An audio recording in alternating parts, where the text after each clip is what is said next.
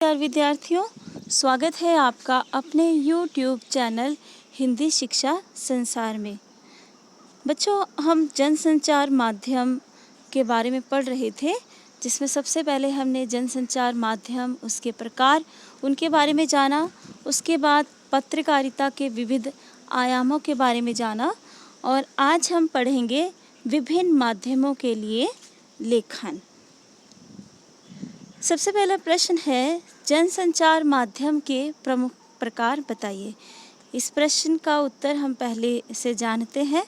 तो जनसंचार माध्यम के कई प्रकार हैं: प्रिंट, टीवी, रेडियो व इंटरनेट। प्रिंट माध्यम केवल पढ़ने के लिए होता है, रेडियो सुनने के लिए होता है और टीवी देखने व सुनने के लिए, तथा इंटरनेट पढ़ने, सुनने और देखने तीनों के लिए। तो इसमें हम कह सकते हैं, जैसे रेडियो है वो श्रव्य माध्यम है और टीवी दृश्य श्रव्य माध्यम है, क्योंकि उसमें हम देख भी सकते हैं, उसमें हम सुन भी सकते हैं। और इंटरनेट में ये तीनों ही गुण मौजूद है, पढ़ भी सकते हैं, देख सकते हैं और सुन सकते हैं। मुद्रण की शुरुआत कहाँ से हुई? मुद्रण मतलब प्रिंटिंग। इसकी शुरुआत कहाँ से हुई? चीन से। आधुनिक छापे खाने का आविष्कार किसने किया? जर्मनी के गुटेनबर्ग ने। जब इसमें पहले हमने जाना था इसमें कि ये आधुनिक जो छापा खाना है उसका आविष्कार जर्मनी के गुटेनबर्ग ने किया था। भारत में पहला छापा खाना कब, कहाँ और किसने खोला? तो भारत में पहला छापा खाना 1556 ईस्वी में पुर्तगालियों ने, कभी ईसाइयों भी लिखा होता है, ने गोवा में धर्म प्रचार की पुस्तकें छापने के लिए खोला था।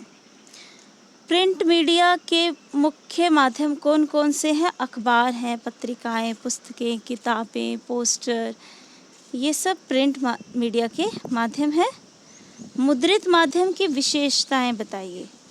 तो मुद्रित माध्यम की विशेषताएं क्या है कि मुद्रित माध्यम में छपे हुए शब्द स्थायी होते हैं, इन्हें कहीं भी, कभी भी, किसी भी अवस्था में पढ़ा जा सकता है, लंबे समय तक हम इनको सुरक्षित भी रख सकते हैं। कई बार हम कोई ऐसी खबर, अखबार की बहुत महत्वपूर्ण खबर जो हमें लगता है कि हमें बाद में भी काम आ सकती है, हम उसकी कटिंग करके उसको संभाल कर रख लेते हैं और जब ज़रूरत पड़ती है तो उसका प्रयोग करते हैं।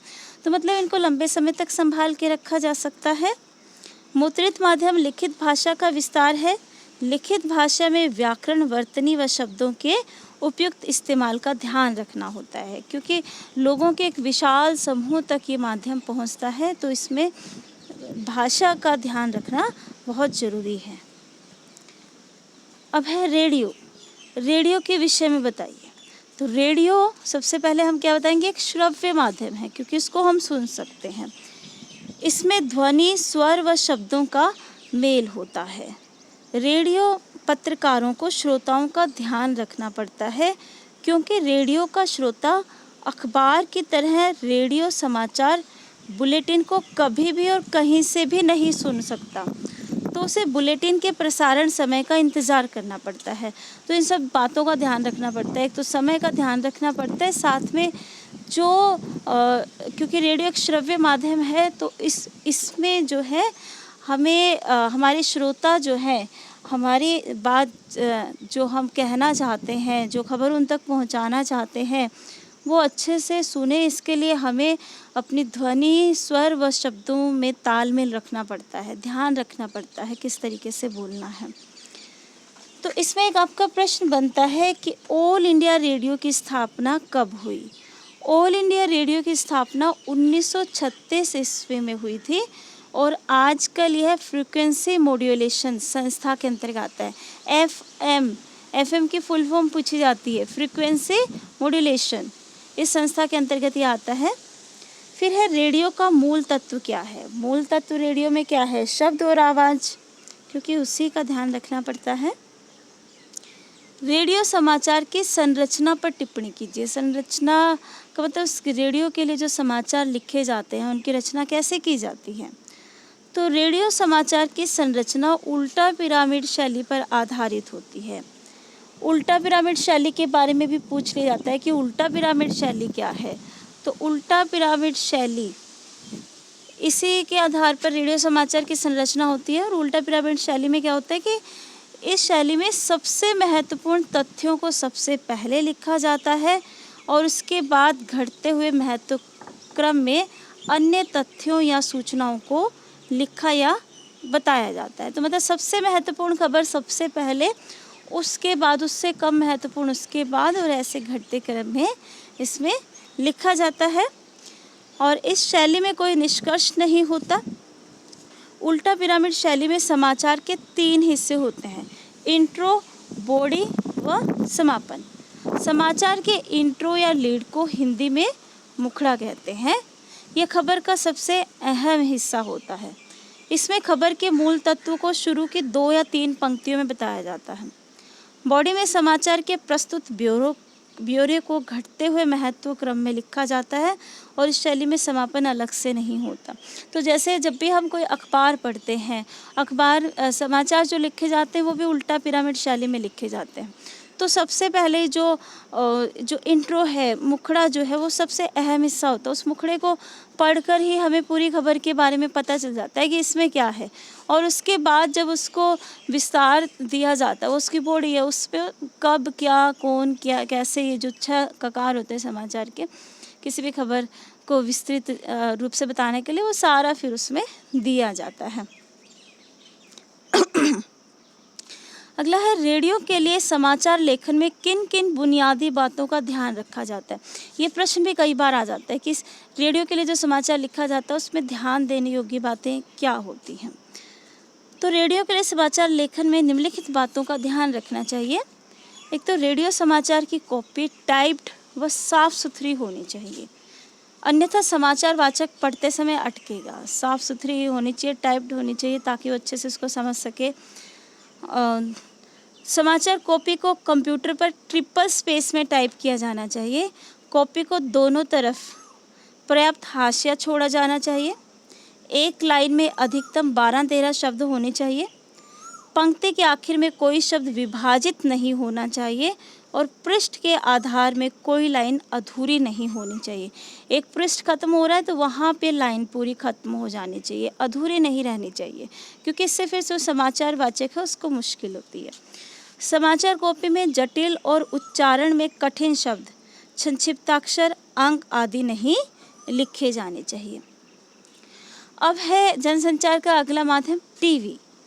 टीवी में किसकी प्रमुखता होती है? दृश्य की, क्योंकि उसमें दिखाया जाता है और वो उसमें सुना भी जाता है, तो दृश्य श्रव्य माध्यम है, लेकिन प्रमुखता होती है दृश्य की। टेलीविज़न समाचार लेखन के लिए किन किन बातों का ध्यान रखना होता है? तो टेलीविज़न समाचार लेखन के लिए निम्नलिखित बातों का ध्यान रखना होता है। टेलीविज़न में शब्द पर्दे पर दिखने वाले दृश्य के अनुकूल होने चाहिए। जो भी शब्द लिखा जा रहा है और जो दृश्य दिखाया जा रहा है उसके अनुकूल शब्द होने चाहिए। ऐसा ना हो कि दृश्य कोई और है और बात कोई और कही जा रही है। इसमें कम से कम शब्दों में ज़्यादा से ज़्यादा खबर बताने की कला का इस्तेमाल होता है। फिर है टेलीविज़न पर खबर पेश करने के तरीके बताइए। टेलीविज़न पर खबर 2 तरीके से पेश की जाती है। शुरुआती हिस्सा होता है कि इसमें मुख्य खबर होती है तथा न्यूज़ रीडर या एंकर बिना दृश्य के से पढ़ता है। जैसे हम टीवी पे खबरें देखते हैं, मुख्य खबर जो होती है उसमें एक के बाद एक जो है मुख्य खबर पढ़ता जाता है न्यूज़ रीडर, और उसमें कोई दृश्य नहीं दिखाया जाता। और इसके दूसरे हिस्से में पर्दे पर एंकर की जगह खबर से संबंधित दृश्य दिखाए जाते हैं। तो ये 2 तरीके पेश किए जाते हैं। एक तो या तो न्यूज़ रीडर सामने दिखाई हमें दे रहा है तो वो पढ़ रहा है तो वो मुख्य खबर पढ़ता जाएगा, उसमें दृश्य नहीं होंगे।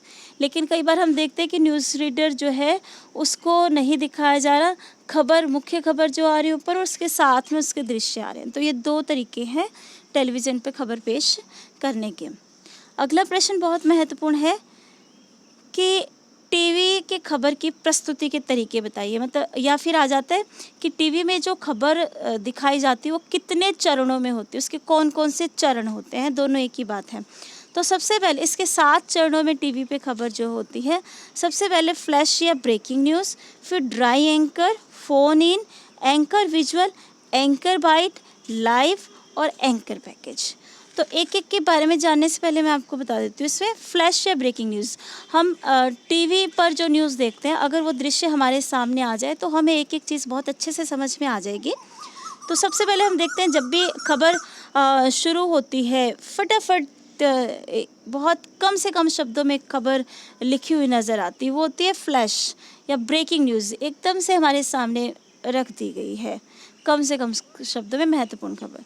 फिर ड्राई एंकर, फिर क्या करता है, जो एंकर जो खबर प्रस्तुत करता है वो एक एक खबर को पढ़ता जाता है और उसमें कुछ भी नहीं दिखाई जाता, वो सिर्फ खबर बोलता जाता है। फिर आता है फ़ोन इन। फ़ोन इन में हम देखें कि कई बार क्या होता है, एंकर जो है, जो जहाँ की भी खबर है वहाँ के स्थानिक संवाददाता से फ़ोन पर बात करते हुए उस खबर का विस्तृत ब्यौरा लेता है। तो जब वो उसको कहा जाता है फ़ोन इन। एंकर विजुअल, फिर धीरे धीरे करके क्या होता है, जो खबर दी जा रही थी उससे संबंधित उसके पास दृश्य आ जाते हैं, फिर वो दृश्य दिखाना शुरू करता है खबर से संबंधित। एंकर बाइट, बाइट मतलब यहाँ पे है कथन, जो खबर जहाँ घटी है उससे संबंधित अगर प्रत्यक्षदर्शी हैं जिनके सामने वो खबर घटी है, कोई भी घटना घटी है जिनके सामने, तो जब उन प्रत्यक्षदर्शियों के कथन दिखाए जाते हैं तो उस खबर की ओर भी ज़्यादा पुष्टि हो जाती है, उस घटना के तथ्य हमारे सामने आ जाते, गवाह हमारे सामने आते, तो पुष्टि हो जाती बहुत। तो इसमें है कि घटना से जुड़े हुए लोगों के जो कथन दिखाए जाते हैं वो है एंकर बाइट। फिर लाइव, फिर घटना का घटनास्थल से जो सीधा प्रसारण होता है live. Anchor package, anchor package में सारी चीज़ें आ जाती हैं, उसमें विजुअल्स भी होते हैं, उसमें बाइट्स भी होती हैं, फ़ोन इन भी होता है, सब कुछ होता है। वो एंकर पैकेज मतलब पूरे पैकेज के साथ जो है खबर हमारे सामने विस्तृत रूप में रख दी जाती है। अब एक एक करके हम इनकी एक एक की परिभाषा को जान लेंगे। तो फ्लैश या ब्रेकिंग न्यूज़ से क्या आशय है, कम से कम शब्दों में सिर्फ सूचना देने के लिए जो बड़ी खबर दर्शकों को पहुंचाई जाती है उसे ब्रेकिंग न्यूज़ या फ्लैश कहा जाता है। ड्राई एंकर से क्या तात्पर्य है, ड्राई एंकर वह है जो खबर को सीधे सीधे दर्शकों को बताता है कि कहाँ, क्या, कब और कैसे हुआ, इसमें दृश्य नहीं होते। फ़ोन इन से क्या आशय है, फ़ोन इन के माध्यम से रिपोर्टर फ़ोन पर बात करके सूचनाएं दर्शकों तक पहुंचाता है, यह घटना वाली जगह पर मौजूद होता है। एंकर विजुअल, जब घटना के दृश्य मिल जाते हैं तो उन दृश्यों के आधार पर खबर लिखी जाती है जिसे एंकर पढ़ता है। इस खबर की शुरुआत भी प्रारंभिक सूचना से होती है और बाद में कुछ वाक्यों पर प्राप्त दृश्य दिखाए जाते हैं। एंकर बाइट क्या है, बाइट का अर्थ है कथन। टेलीविज़न पत्रकारिता में किसी घटना की सूचना देने और उसके दृश्य दिखाने के साथ ही इस घटना के बारे में प्रत्यक्षदर्शियों या संबंधित व्यक्तियों का कथन दिखा और सुनाकर खबर को प्रामाणिकता प्रदान की जाती है। जब घटना से जुड़े हुए मतलब गवाह हमें मिल जाते हैं तो उसकी प्रामाणिकता और भी ज़्यादा पुष्ट हो जाती है। लाइव से क्या तात्पर्य है, किसी खबर का घटनास्थल से सीधा प्रसारण होने को लाइव कहा जाता है। इसके लिए मौके पर मौजूद रिपोर्टर और कैमरामैन ओबी वैन के जरिए घटना के बारे में सीधे दर्शकों को दिखाते और बताते हैं, मतलब घटना का घटनास्थल से सीधा प्रसारण। एंकर पैकेज से क्या आशय है, किसी भी खबर को संपूर्णता के साथ पेश करने का माध्यम पैकेज है। इसमें संबंधित घटना के दृश्य, इससे जुड़े लोगों की बाइट, ग्राफिक के जरिए ज़रूरी सूचनाएं आदि होती हैं। अब है रेडियो और टेलीविज़न समाचार की भाषा शैली कैसी होनी चाहिए। रेडियो और टेलीविज़न आम आदमी के माध्यम है, अतः रेडियो व टेलीविज़न समाचार की भाषा शैली ऐसी होनी चाहिए कि वह सभी को आसानी से समझ में आ सके। क्योंकि जो रेडियो सुनता है या टेलीविज़न देखता है, उसको देखने और सुनने वाले लोग पढ़े लिखे भी होते हैं, अनपढ़ भी होते हैं, सबका अपना अपना अलग अलग स्तर होता है, सभी के सभी बहुत बड़े विद्वान नहीं होते। तो इसलिए आम आदमी को जो आसानी से समझ में आ जाए ऐसी भाषा शैली का प्रयोग करना चाहिए, लेकिन साथ ही भाषा के स्तर और गरिमा के साथ कोई समझौता भी ना करना पड़े। ऐसा भी ना हो कि भाषा बिल्कुल निचले दर्जे की हो, ऐसा भी नहीं होना चाहिए। वाक्य छोटे छोटे हों तथा एक वाक्य में एक ही बात कही जा सके। वाक्यों में तारतम्य ऐसा हो कि कुछ टूटता या छूटता हुआ ना लगे, कि बात अधूरी सी रह गई, छूट सी गई, ऐसा नहीं लगना चाहिए। भाषा में तथा, एवं, अथवा, व, किंतु, परंतु आदि शब्दों के प्रयोग से बचना चाहिए, क्योंकि जब इन योजकों का प्रयोग होगा तो क्या होगा, वाक्य लंबे हो जाते हैं और लंबे वाक्य समझने में और सुनने में बहुत कठिनाई होती है। तो छोटे वाक्य होने चाहिए, ऐसे इनका प्रयोग नहीं होना चाहिए। गैर जरूरी विशेषणों, सामासिक और तत्सम शब्दों, अतिरंजित उपमाओं आदि का प्रयोग नहीं करना चाहिए। प्रचलित शब्दों का प्रयोग करना चाहिए ताकि आम आदमी को आसानी से समझ में आ जाए। अब अगला माध्यम है इंटरनेट। इंटरनेट क्या है? इंटरनेट एक टूल है जिसे मानव सूचना, मनोरंजन, ज्ञान और व्यक्तिगत तथा सार्वजनिक संवादों के आदान प्रदान के लिए प्रयोग करता है। आसान सी बात है कि हम क्या करते हैं, इंटरनेट से सूचना लेते हैं, कई बार मनोरंजन करते हैं, कोई ज्ञान हासिल करते हैं, ठीक है, या एक दूसरे से संवाद करते हैं। तो वही इसकी परिभाषा में आ जाएगी कि एक ऐसा टूल है जिसमें मानव सूचना, मनोरंजन, ज्ञान, व्यक्तिगत सार्वजनिक संवादों के आदान प्रदान के लिए प्रयोग करता है। इंटरनेट पत्रकारिता से क्या आशय है? इंटरनेट के साथ जुड़ गया पत्रकारिता, तो क्या लिखेंगे? इंटरनेट पर अखबारों का प्रकाशन या खबरों का आदान प्रदान ही इंटरनेट पत्रकारिता है। इंटरनेट पर भी कई अखबार प्रकाशित होते हैं, उससे हम क्या करते हैं, खबरों का आदान प्रदान होता है। तो इंटरनेट पर अखबारों का प्रकाशन इंटरनेट पत्रकारिता है। और इसे हम ऑनलाइन पत्रकारिता, साइट पत्रकारिता या वेब पत्रकारिता भी कहते हैं। एक दो बार ये प्रश्न भी आया कि इंटरनेट पत्रकारिता के लिए और कौन कौन से शब्दों का इस्तेमाल किया जाता है, तो ऑनलाइन, साइट या वेब पत्रकारिता। इंटरनेट पत्रकारिता की शुरुआत कब हुई? 1983 में। इंटरनेट के मुख्य तकनीक के तत्व बताइए। इंटरनेट में क्या क्या होता है? HTML, internet, email, internet explorer, Netscape आदि ये तकनीक है जिनसे हम सूचनाएं प्राप्त करते हैं। भारत में इंटरनेट पत्रकारिता की शुरुआत कब हुई? 1993 में। तो ये दो प्रश्न अलग हो जाते हैं। एक तो पीछे आया था इंटरनेट पत्रकारिता की शुरुआत कब हुई? 1983 में। और अब है भारत में इंटरनेट पत्रकारिता की शुरुआत की हुई थी 10 साल बाद, 1993 में। भारत में कौन कौन से समाचार पत्र इंटरनेट पर उपलब्ध हैं? अधिकतर हम सब जानते ही हैं, times of India, Indian express, Hindu, Tribune, ये सब समाचार पत्र, अधिकतर समाचार सारे के सारे इंटरनेट पे हैं, उपलब्ध हैं। भारत की पेड साइट कौन सी है या भुगतान साइट कौन सी है? India today. भारत की पहली वेब पत्रकारिता साइट कौन सी है? ऑनलाइन पत्रकारिता साइट जिसको बोलते हैं रिडिफ। वेबसाइट पर विशुद्ध पत्रकारिता की शुरुआत किसने की? तहलका.com ने। और भारत में नियमित अपडेट होने वाली साइटें कौन सी, जो नियमित रेगुलर जो है अपडेट होती रहती हैं? हिंदू जी न्यूज़, आज तक, NDTV, आउटलुक, ये नियमित रूप से अपडेट होती है।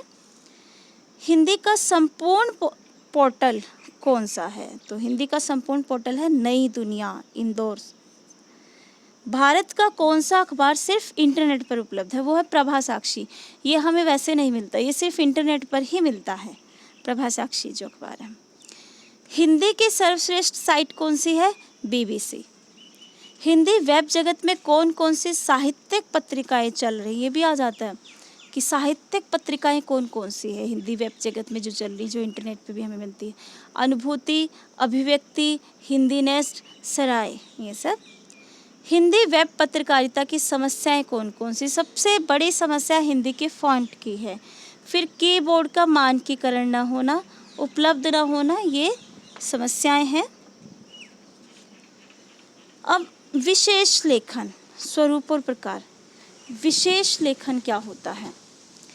वे लेखन जो किसी खास विषय पर सामान्य लेखन से हटकर किया जाता है। तभी लेखन के सामने विशेषण लग गया, विशेष लेखन, तो मतलब खास तरीके का होगा, सामान्य से हटकर होगा।